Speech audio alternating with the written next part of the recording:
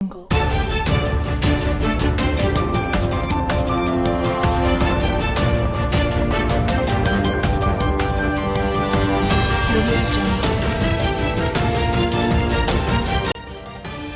ሰላም ጤና ይስጥልኝ የታማኝ መረጃ ቻናል ተከታታዮች በየሰዓቱና በየዕለቱ የሚወጡ የተመረጡ አዳዲስ መረጃዎችን በየ3 ቀን ጠቅለል አድርገን በሳቢ መልኩ የምናቀርብበት የመረጃ ሰዓታችን ደርሷል። አብራችሁን ቆዩ። ቻናላችንን ሰብስክራይብ፣ ሼር እና ላይክ ማድረግ እንዳትረሱ። በትግራይ ክልል የሚንቀሳቀሱ የፖለቲካ ፓርቲዎች ለመጪው ምርጫ ዝግጅት እያደረጉ ነው። የትግራይ ክልል ጊዜያዊ አስተዳደር ፕሬዝዳንት ሌተናንት ጀነራል ታደሰ ወረደ ከፌዴራል መንግስት ከፍተኛ የስራ ኃላፊዎች ጋር በወቅታዊና አጠቃላይ ጉዳዮች ላይ ለመምከር አዲስ አበባ መግባቱ ተሰምቷል። በትግራይ ያለውን ውጥረት ለማብረድና ተግዳሮቶቹን በንግግር ለመፍታት የፌዴራል መንግስት ያለውን ቁርጠኝነት ቢያሳይም ህወሓት ግን ትግራይ ላይ ሰላም የሚያመጣውን ምርጫ ለማስቆም እየሰራ ነው። ጊዜያዊ አስተዳደሩ ወደ አዲስ አበባ ማቅናቱን ተከትሎ በውይይቱ ወቅት የተሻለ መግባባት ላይ እንዳይደርስ ሆን ብሎ ጫና ለመፍጠር ጦርነት ናፋቂ የቀድሞ ህወሓት የፌዴራል መንግስቱ ወደ ትግራይ ጊዜያዊ አስተዳደር በጀት አላከም የሚል መግለጫ አውጥቷል። ከዚህም ባለፈ ሸቀጦችን በኮንትሮባንድ ከትግራይ ወደ ኤርትራ እየላከ ነው። የቡድኑ ተላላኪ ካድሬዎች ለኤርትራ አቅራቢያ በሆነው ራማአዲ 4 ከተማ የነበረውን የፌዴራል ጉምሩክ ኮሚሽን ከዚህ መስራት አይችልም በሚል ሰራተኞቹን ከስራ አባረዋል። ከዛም በኋላ ሸቀጦችን ከትግራይ ወደ ኤርትራ በስፋት በኮንትሮባንድ መልኩ ማጓጓዙ ታውቋል። የቡድኑ ጸረ ትግራይ እንቅስቃሴ የመረራቸው አባላት አሁንም ድረስ የትግራይ ሰላም ኃይል እየተቀላቀሉ ነው። ከሰሞኑ የቀድሞ ጽንፈኛው የህወሓት ቡድን አርሚ 11 ከፍተኛ ኃላፊ የነበረው ሀጎስ መስፍን 192 ታጣቂዎችን 6 ክላሽ እና 254 ፍሬ ጥይቶችን በመያዝ ወደ ነጻ መሬቱ የወረደው የትግራይ ሰላም ኃይል በይፋ ተቀላቅለዋል። በትጥቅ ትግል ህወሓትን ከመጣል ጎን ለጎን በሰላማዊ የፖለቲካ መድረክ ትግራይን ለመምራት በትግራይ ክልል የሚንቀሳቀሱ የፖለቲካ ፓርቲዎች በሰባተኛው ሀገራዊ ምርጫ ለመወዳደር እየተዘጋጁ ነው። ዲሞክራሲያዊ ስምረት ትግራይ ፓርቲ ጦርነትን ለማስወገድ ሁሉን አቀፍ እንቅስቃሴ እንደሚያደርግና ህዝብ እንዲመርጥ ምርጫ እንዲካሄድ ፓርቲው የበኩሉን እንደሚወጣ ገልጿል።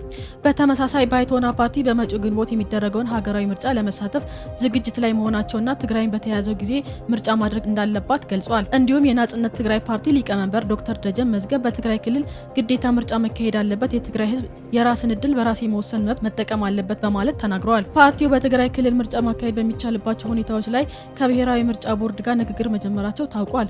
ህወሓት የእውነት የሰላም ፍላጎት ካለው ለጦርነት የሚያደርገውን ዝግጅት ሊያቆሙ ይገባል። የኢትዮጵያ በሳል ዲፕሎማሲ የተረጋገጠበት ሳምንት ከለውጡ መንግስት ማግስት ጀምሮ የሀገራችን የውጭ ግንኙነቶች ላይ ጉልህ ለውጦችን ያምጥተዋል። በጠቅላይ ሚኒስትር ዶክተር አብይ አህመድ በሳልና የተጠናከረ ዲፕሎማሲያዊ ጥረት ከብዙ ሀገራት ጋር ኢትዮጵያ የልማት አጋርነት ፈጥራለች።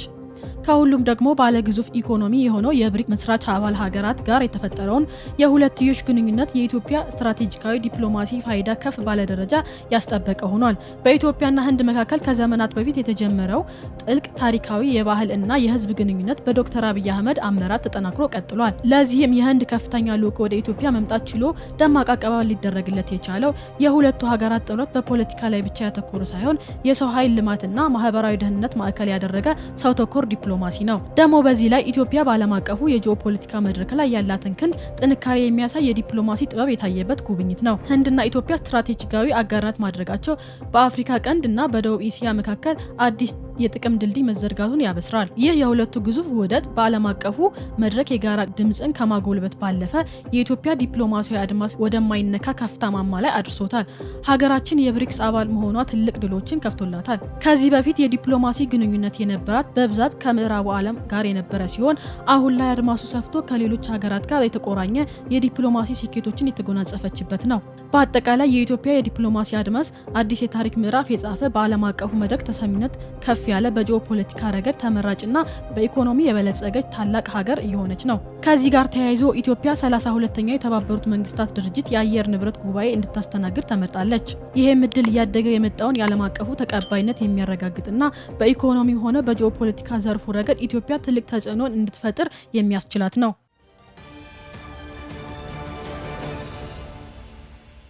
የኢሳያስ የሳውዲ ጉዞ የኢትዮጵያን የባህር በር ጥያቄ የሚያጸና ሆኗል።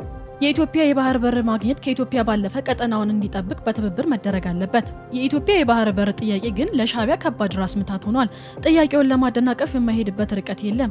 የቀይ ባህር እንቅስቃሴ ለማስቆም መፍትሄ አገኛለሁ በሚል ከሰሞኑ ወደ ሪያድ የበረረው ኢሳያስ ከእቅዱ በተቃራኒ እንደገጠመው ከታማኝ መረጃ ምንጫችን ሰምተናል። ሳውዲ ከኢትዮጵያ ጋር ስምምነት መፍጠር እንደሚሻል ካሳወቀች በኋላ ኢሳያስ ወደ አዲሃሎ በረቱ ተመልሷል። ከዚህ ጋር ተያይዞ ኢሳያስ አፈወርቄ በሳውዲ ጉብኝት መልስ ለአንድ የውጭ ሚዲያ በሰጠው ሰፋ ያለ ቃለ መጠይቅ ከወትሮ በተለየ መልኩ ከጥርሱ የማይጠፋው የኢትዮጵያን ተወት አድርጎ ሳውዲ ላይ ሰፊ ዳሰሳ አድርጓል። በቆይታውም ለፈጥኖ ደራሹ ኃይል የሚደረግ ምንም አይነት ድጋፍ ሊቆም እንደሚገባ ለሳውዲ ጭምር መግለጹን ተናግሯል። ይህም ንግግሩ የሳውዲ ፈጥኖ ደራሹ ኃይል መሪ ጀነራል ሐምዳን ዳጋሎ በተደጋጋሚ ለኤርትራ አምባገነን የሰጠውን ማስጠንቀቂያ ከምንም እንዳልቆጠረው ያረጋግጣል። በተያያዘ መረጃ በሳውዲ ግብረ መልስ ተስፋ የቆረጠው የሻዕቢያ መንግስት ያለ ፍርድ ቤት ውሳኔ ለዓመታት በእምነታቸው ጉዳይ አስሯቸው የነበረውን ወደ 98 የሚጠጉ ክርስቲያኖችን ፈቷል።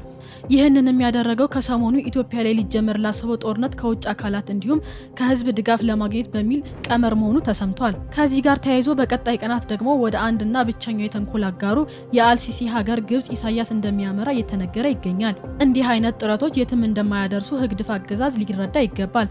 ለጋራ እድገት ለጋራ ተጠቃሚነት የሚረዱ እድሎች ላይ ማተኮር ለሁሉም ይበጃልና የቀጠናው ሀገራት በተለይ ኤርትራ ለጋራ እድገትና ለጋራ ተጠቃሚነት የሚረዱ እድሎች ላይ አተኩረው ከኢትዮጵያ ጎን ሊቆሙ ይገባል። በአራት የአማራ ክልል አቅጣጫ ያሉ ታጣቂዎች ወደ ሰላም መንገድ እየመጡ ነው። ሰራዊታችን የሰላምን አማራጭ ባልተቀበሉት እርምጃ እንደሚወስደው የሰላምን መንገድ መከተል የሚፈልጉትን ይቀበላል። በዚህም በምስራቅ ደንቢያና በቆላ ድባ ከተማ አካባቢ ሲንቀሳቀሱ የነበሩ የጽንፈኛው ታጣቂዎች የሰላም ጥሪ ተቀብለው ገብተዋል። ታጣቂዎች ከዚህ በፊት የህብረተሰቡን ሰላምና ህይወት ከማወክ ያለፈ ምንም አላመጣንም፣ በመሆኑም ትግላችን የተሳሳተ እንደነበር አሁን ተገንዝበናል፣ ተመልሰናል ብለዋል። አሁን በጫካ ያሉ ርዝራዥ ታጣቂዎች በህወሓት ጽምዶ ስር የወደቁ የጀነራል ምግበ ተላላኪዎች እንደሆኑ ገልጸዋል። በተመሳሳይ በጎጃም የአስረስ ማራ የግል ጠባቂ የነበረን ጨምሮ በርካቶች እጅ ሰጥተው መግባታቸው ተሰምቷል። እነሱም እስካሁን እጅ ለመስጠት ያልደፈሩት የጽምዶ ደጋፊዎች እና ከዚህ ቀደም ዘግናይ ግፍ ሲፈጽሙ የቆዩና ተጠያቂነትን የፈሩ መሆናቸውን አጋልጧል። በተጨማሪም በምስራቅ ጎጃም ዞን ጎንቻ ሲሶ እነሲ ወረዳ እንዲሁም የአባይ ሸለቆን ተከትሎ በደቡብ ወሎና በደቡብ ጎንደር ዞን አዋሳኝ ስፍራዎች ሲንቀሳቀሱ የነበሩ ታጣቂዎች በሰላም ገብተዋል። አረንዛው ጎንቻ ብርጌድ እያሉ ራሳቸውን የሚጠሩ እነዚህ ታጣቂዎች የአማራ ህዝብ ጠላት የሆነውን ህወሓትን አንጋሽ ለመሆን አንሰራም በማለት ነው ከነሙሉ ትጥቃቸውና በስራቸው ያሉ በርካታ ታጣቂዎችን ይዘው ወደ ሰላማዊ ኑሯቸው የተመለሱ። በየዕለቱ ከአራት አቅጣጫዎች የህዝብን ሰላም ለመመለስ የመንግስትን የሰላም ጥሪ የሚቀበሉ ታጣቂዎች እየጨመረ ነው። በደቡብ ጎንደር ዞን ሊቦ ከመከም ወረዳ የሰላምን ጥሪ የተቀበሉ የጽንፈኛው ቡድን አባላት ከነትጥቃቸው እጅ ሰጥተዋል።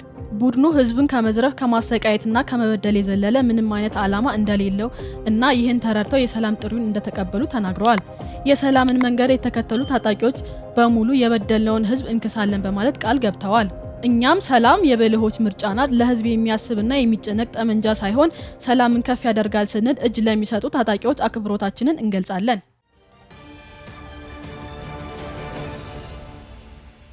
ህግን የማስከበር ዘመቻው እንደቀጠለ ነው።